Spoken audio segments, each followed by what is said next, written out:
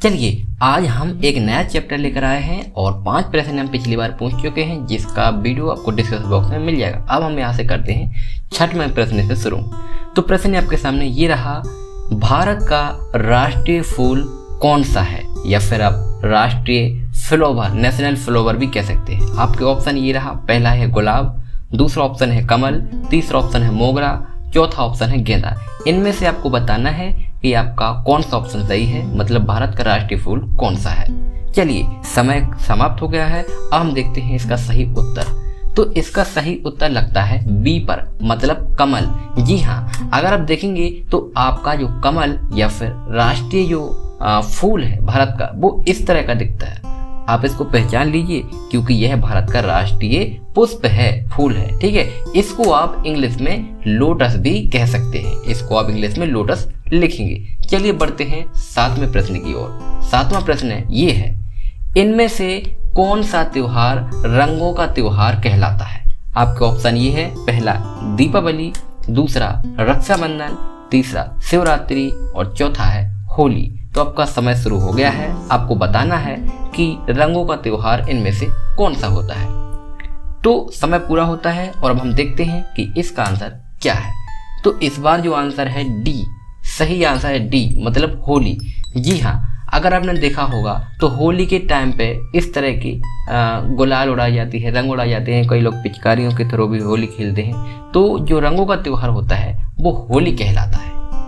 चलिए बढ़ते हैं हम आगे की तरफ, प्रश्न नंबर 8वें की तरफ। प्रश्न ये कहता है, चीनी किससे बनती है। वो चीन देश वाला नहीं, चीनी जो हम खाते हैं जिससे चाय बनती है, चीनी किससे बनती है। आपका ऑप्शन ये रहा, पहला गन्ना, दूसरा अंगूर, तीसरा सेब और चौथा है पपीता। मतलब ABCD में से आपको चुनना है। आपका समय शुरू हो गया है। किससे इनमें से चीनी बनती है। तो जी हाँ, ये जो हो गया आपका, आप देखते हैं आंसर क्या हुआ। आंसर है ए, मतलब गन्ना। जी हाँ, अब अगर ऑप्शन है तो आपको पता होगा कि आपको ये देखना भी जरूरी होता है कि गन्ना किस तरह का होता है। तो अगर आपने दांतों से खाया भी होगा, इस तरह का गन्ना होता है, लेकिन वो खाने वाला गन्ना नहीं होता है। गन्ने 2 प्रकार के होते हैं, एक तो ब्लैक होता है जो केवल खाने के काम आता है, उससे बहुत कम चीनी बनती है, और चीनी बनाने वाला गन्ना अलग होता है जो आपको दिख रहा है, इससे चीनी बनती है। चलिए आगे बढ़ते हैं। अच्छा, इसको आप शुगर कैन भी कह सकते हैं, इंग्लिश में अगर आप इसको शुगर कैन बोलेंगे इस गन्ने। आगे बढ़ते हैं। 9वां प्रश्न ये रहा, भारत का राष्ट्रीय पक्षी कौन है। आप ये भी बोल सकते हैं कि राष्ट्रीय बर्ड कौन है।